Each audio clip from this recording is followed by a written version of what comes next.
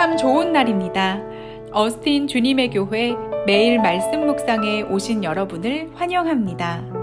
말씀을 통해 샘솟는 하나님의 은혜를 경험하시길 바랍니다. 오늘은 어제보다 더 행복한 하루가 될 것입니다. 안녕하세요 성도 여러분. 2월 8일 화요일 말씀 묵상 시작하도록 하겠습니다. 오늘 묵상할 말씀은 누가복음 11장 1절에서 13절 말씀입니다. 누가복음 11장 1절에서 13절 말씀입니다. 다 함께 읽겠습니다. 예수께서 한 곳에서 기도하시고 마치심에 제자 중 하나가 여짜오되 주여, 요한이 자기 제자들에게 기도를 가르친 것과 같이 우리에게도 가르쳐 주옵소서. 예수께서 이르시되 너희는 기도할 때 이렇게 하라. 아버지여, 이름이 거룩히 여김을 받으시오며 나라가 임하시오며 우리에게 날마다 일용할 양식을 주시옵고 우리가 우리에게 죄 지은 모든 사람을 용서하오니 우리 죄도 사하여 주시옵고 우리를 시험에 들게 하지 마시옵소서 하라. 또 이르시되 너희 중에 누가 벗이 있는데 밤중에 그에게 가서 말하기를 벗이여 떡 세 덩이를 내게 구워달라. 내 벗이 여행 중에 내게 왔으나 내가 먹일 것이 없노라 하면 그가 안에서 대답하여 이르되 나를 괴롭게 하지 말라. 문이 이미 닫혔고 아이들이 나와 함께 침실에 누웠으니 일어나 내게 줄 수가 없노라 하겠느냐. 내가 너에게 말하노니 비록 벗됨으로 인하여서는 일어나서 주지 아니할지라도 그 간청함을 인하여 일어나 그 요구대로 주리라.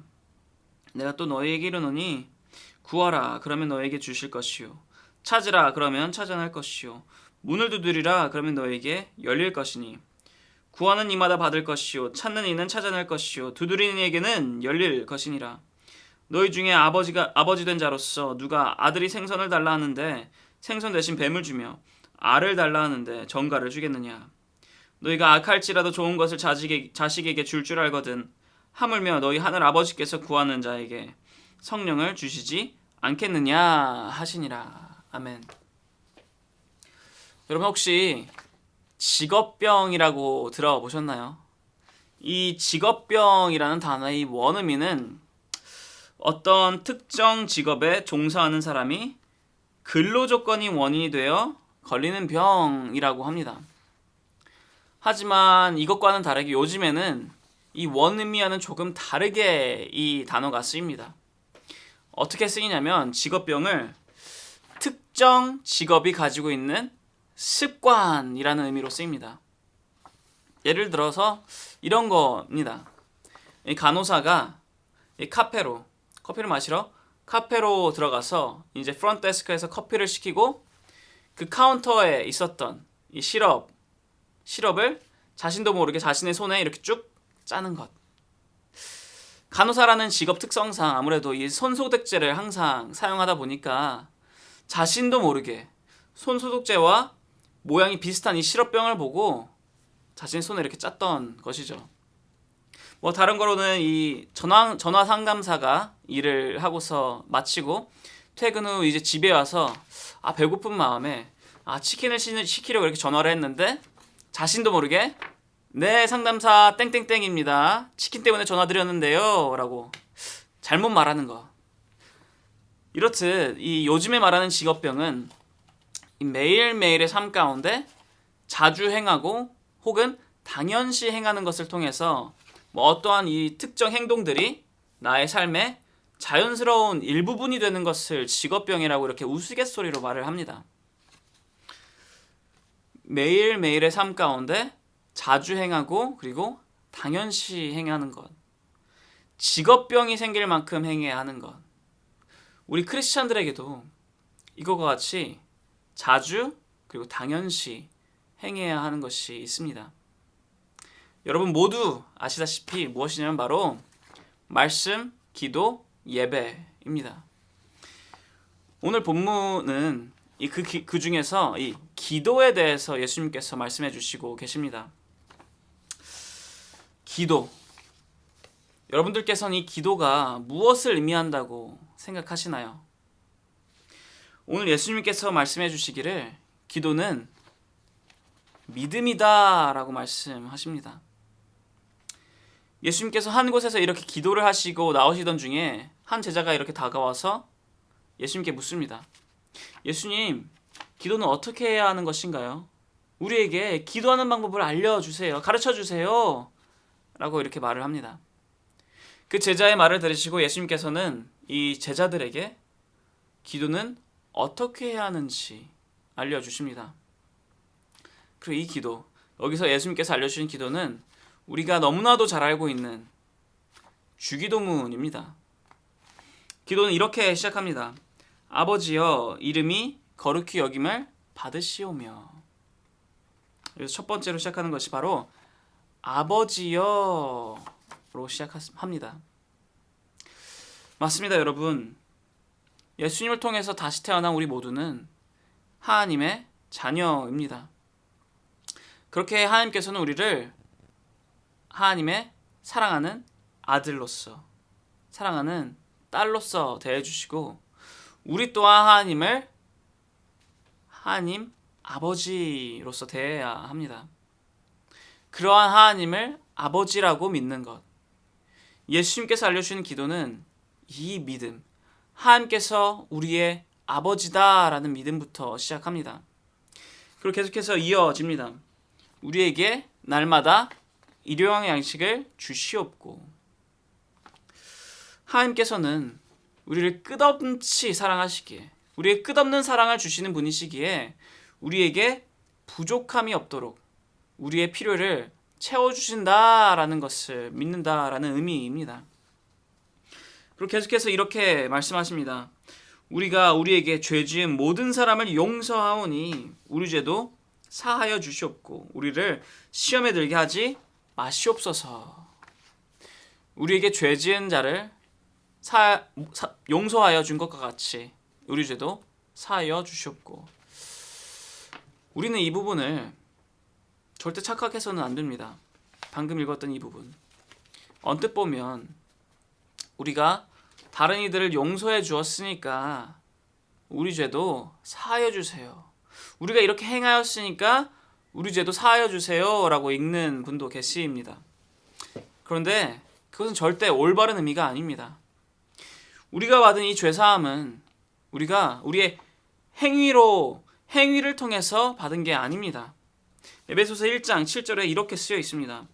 우리는 그리스도 안에서 그의 은혜의 풍성함을 따라 그의 피로 말미암아 속량 곧 죄사함을 받았느니라.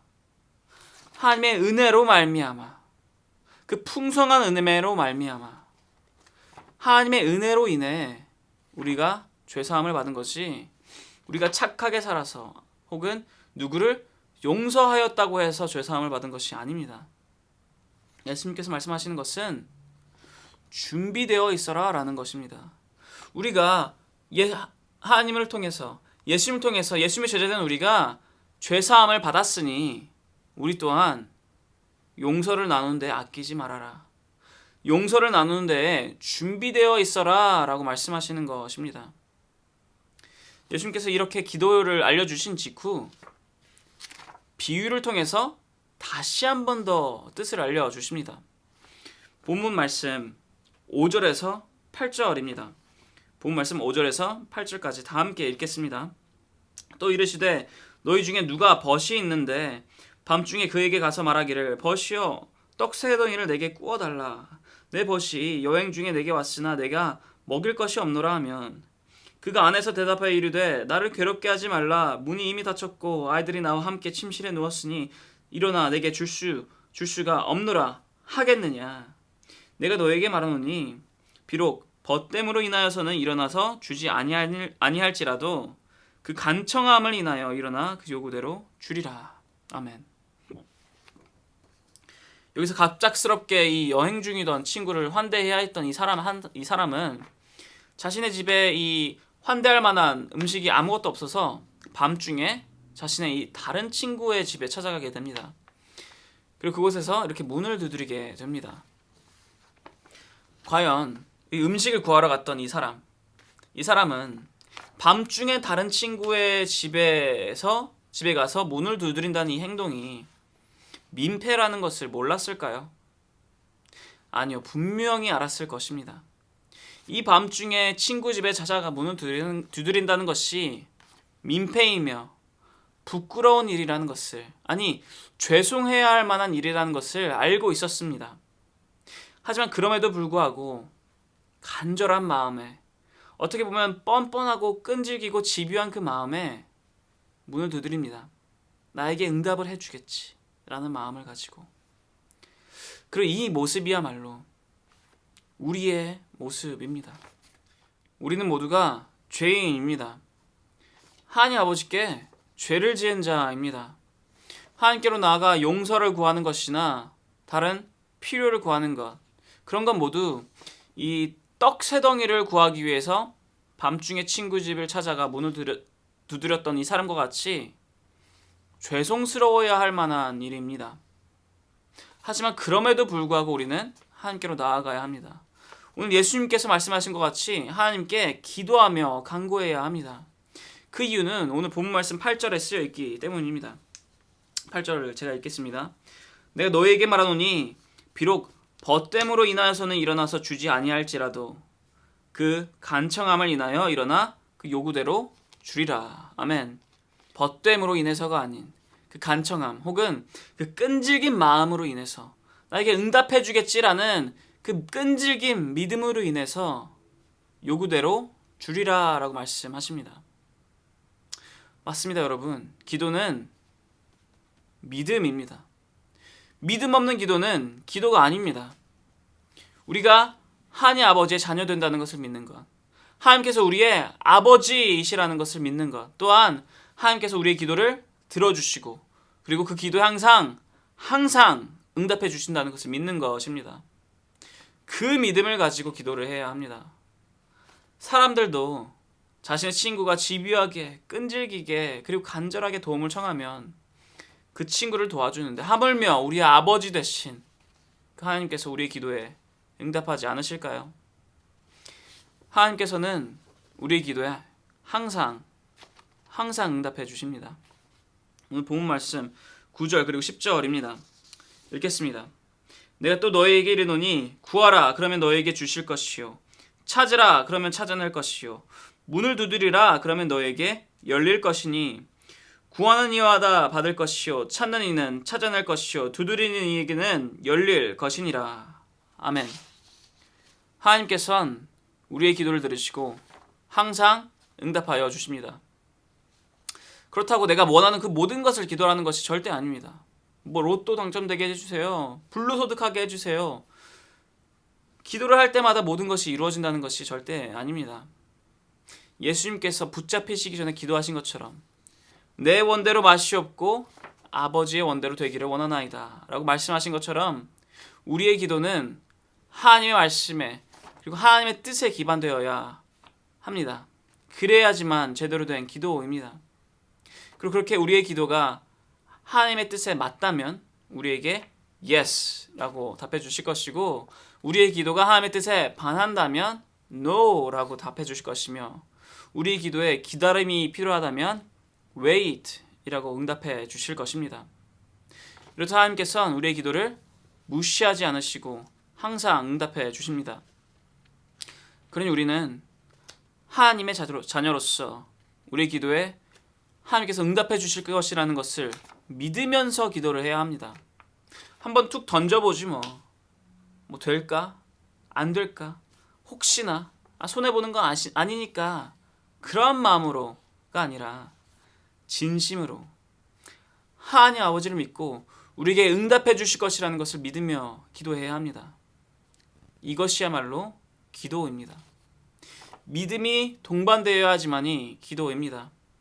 믿음 없는 기도는 주문입니다. 믿음 없는 기도는 헛된 말입니다. 그러니 성도 여러분, 믿으시기를 바랍니다. 나의 능력, 나의 열심이 아니라 자비로우시고 은혜로우시고 사랑 넘치시는 그 하나님 아버지를 믿으시기 바랍니다. 그리고 그 믿음을 가지고 매일매일 하나님 아버지께 구하고 찾으며 문을 두드려서 그 누구보다 하나님의 아버지의 뜻과 가까워질 수 있는 모든 성도 여러분 되시기를 축원합니다. 기도하겠습니다. 하나님 아버지 감사드립니다. 오늘 주님께서 주신 말씀을 통해서 기도가 무엇인지 다시 한 번 더 기억합니다. 주님께서 말씀하셨습니다. 기도는 믿음이다 라고 말씀하셨습니다. 주님, 하나님 아버지께서 우리의 아버지이신 것을 믿으며 하나님께서 우리의 기도를 들어주신다는 것을 믿으며 우리에게 항상 응답해 주신다는 것을 믿는 것, 그 믿음을 가지고 기도를 해야 올바른 기도다 라고 말씀하셨습니다. 주님, 믿겠습니다. 우리에게 응답해 주신 그 주님, 우리 아버지 되신 주님을 믿겠습니다. 주님, 이러한 저희들과 함께하여 주시옵소서. 이 믿음을 통해서 기도하며 나아갈 때 우리가 한 걸음 더 하나님 아버지의 뜻과 가까워질 수 있도록 인도하여 주십시고 허락하여 주옵소서. 사랑하는 예수 그리스도 이름으로 기도드렸사옵나이다. 아멘. 화요일 기도 제목으로 함께 기도하기를 바랍니다. 첫 번째로 온라인 예배와 모임들을 위해서 기도해 주시기를 바랍니다. 온라인으로 모이지만 그 예배와 모임 가운데 동일한 하나님의 은혜가 있도록 기도해 주시기를 바랍니다. 그리고 또한 참석자들이 그 예배와 모임에 정성을 다해 참여할 수 있도록 기도해 주시기를 바랍니다. 두 번째로 함께 기도하였으면 하는 것은 화요 중보 기도 모임을 위해 기도해 주시기를 바랍니다. 이 화요 중보 기도 모임이 성령 충만한 기도 모임이 될 수 있도록, 그리고 또한 이 화요 중보 기도 모임이 교회의 영적 동력이 될 수 있도록 기도해 주시기를 바랍니다. 세 번째로 기도하였으면 하는 것은 선교사님들을 위해 기도해 주시기를 바랍니다. C국의 임동화 선교사님, 필리핀의 오정윤 선교사님, 러시아의 김성종 선교사님을 위해서, 그분들의 사역을 위해서, 그분들의 삶을 위해서, 그분들의 모든 것을 위해서 함께 기도하였으면 합니다. 기도하겠습니다.